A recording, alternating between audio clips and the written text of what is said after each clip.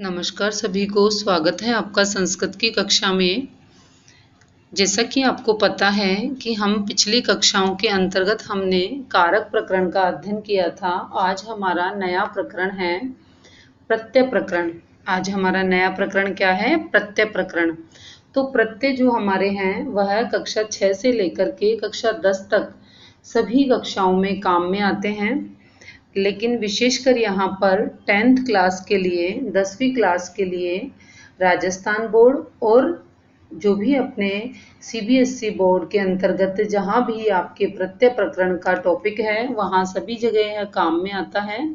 अतः आप इसे ध्यान से सुने और पढ़ें। बहुत ही छोटे शब्दों में आपको सब चीज़ें अच्छे से क्लियर हो जाएंगी। देखिए, प्रत्यय का अर्थ होता है पीछे। प्रत्यय का अर्थ क्या होता है? पीछे अर्थात पश्चात। जो धातु अथवा प्रातिपदिक या शब्द के बाद लगकर जिसका प्रयोग किया जाता है वह प्रत्यय कहलाता है। जो धातु अथवा शब्द के पीछे लग करके जिनके अर्थ में वह परिवर्तन कर देता है वह क्या कहलाता है? हमारा प्रत्यय कहलाता है। वह क्या कहलाता है? प्रत्यय कहलाता है। वह क्या कहलाता है? प्रत्यय कहलाता है। अब प्रत्यय में देखिए, अपने संस्कृत भाषा में प्रत्यय के प्रमुख कितने भेद होते हैं? प्रत्यय के कितने भेद होते हैं? यहाँ पे त्रयो। त्रयो का अर्थ होता है तीन। त्रयो का अर्थ क्या होता है? तीन। ठीक है, यहाँ कितने भेद होते हैं? तीन भेद होते हैं। कौन कौन से होते हैं वो यहाँ पे लिखे हुए हैं। थोड़ा ध्यान से देखें कि गोल्डन कलर के पेन से लिखा हुआ है चूंकि, तो इसलिए आपको थोड़ा सा यहाँ पे कम दिखाई दे रहा होगा, लेकिन मैं आपको बता देती हूँ। पहला है कृत प्रत्यय। पहला क्या है? कृत प्रत्यय। ठीक है, पहला क्या है अपना? कृत प्रत्यय। और दूसरा है जो अपना है वह है, पहला है कृत प्रत्यय, दूसरा तद्धित प्रत्यय और तीसरा स्त्री प्रत्यय। ठीक है, अब कृत प्रत्यय के बारे में यहाँ पे बताया गया है। कृत प्रत्यय मुख्य रूपेण त्रयो भेदा सन्ति। प्रत्यय के मुख्य रूप से तीन भेद होते हैं। जो प्रत्यय कहाँ लगते हैं? धातु के पीछे लग करके उनके अर्थ को परिवर्तित कर देते हैं। जो धातु के पीछे लग करके उनके अर्थ को परिवर्तित करते हैं वे क्या कहलाते हैं? कृत प्रत्यय कहलाते हैं। जिन प्रत्ययों का प्रयोग धातु के पश्चात किया जाता है वे क्या कहलाते हैं? कृत प्रत्यय। जैसे मान लीजिए क्या है? क्री प्लस तव्यत। क्री प्लस तव्यत तो क्या बन गया? कर्तव्य, मतलब करना चाहिए। क्री क्या है? धातु है। ऐसे ही पठ प्लस अनियर, अब क्या बन गया? ये पठनियम बन गया, पढ़ना चाहिए। ठीक है, और इसी तरह से हम आगे देखें तद्धित प्रत्यय। इसी तरह से आगे हम क्या देखें?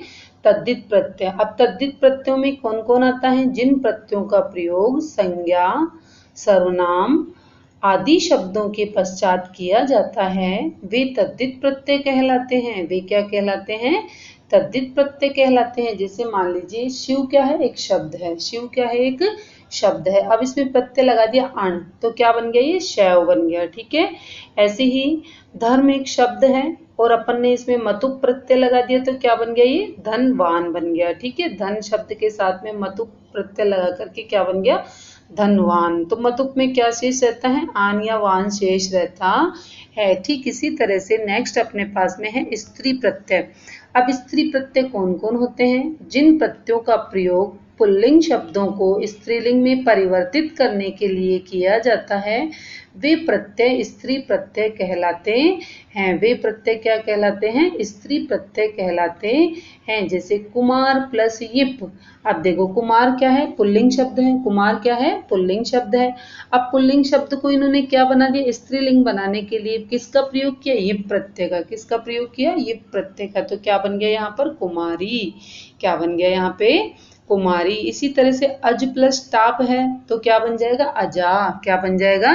अजा। तो अब देखिए प्रत्ययों को विभाजित कर दिया यहाँ पर। कृत प्रत्यय, कृत प्रत्यय किसके पीछे लगते हैं? क्रिया के पीछे या धातु के पीछे। आप ये भी कह सकते हो क्रिया या धातु के पीछे। वर्ब भी बोल सकते हैं। इंग्लिश में हम इनको वर्ब बोलते हैं, हिंदी में हम इनको क्रिया बोलते हैं और संस्कृत में हम इनको धातु बोलते हैं। ठीक है, एक ही बात है, तीनों में से हम कुछ भी कह सकते हैं।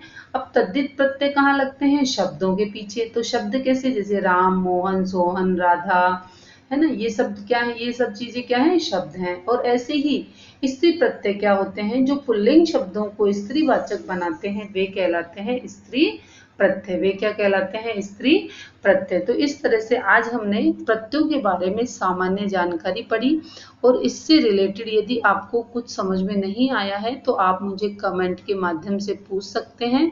यदि आपको मेरे द्वारा दी गई जानकारी अच्छी लगी तो आप मेरे चैनल को लाइक, शेयर एंड सब्सक्राइब करें, अपने मित्रों के साथ बांटें। जय हिंद, जय भारत, नमस्कार।